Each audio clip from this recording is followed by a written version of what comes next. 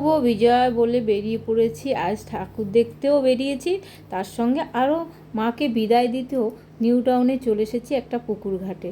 আর সেই পুকুর ঘাটে এসে বিভিন্ন ধরনের মাকে দেখতে পাচ্ছি। এক এক রূপে মা যেখানে যেখানে এসেছে সব মা এখানে চলে এসেছে, আর মা এক এক করে আসছে আর বিসর্জন হচ্ছে। দেখে কষ্ট হচ্ছে, আবার মাকেও বলছি মা আবার এসো, তুমি চলে যাচ্ছ আবার আমাদের কাছে এসো।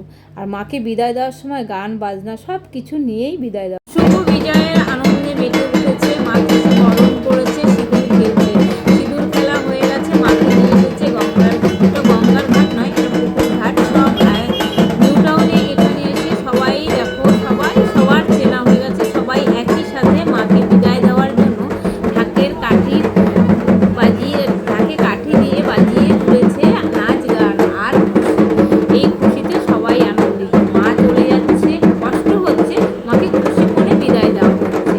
আর এই বিদায়ের সময় মাকে সবাই হাসি মুখে বিদায় দেওয়া হচ্ছে। আর মা মা বলছে সবাই, মা তোমার জন্য আবার আমরা 1 বছর ওয়েট করে থাকবো।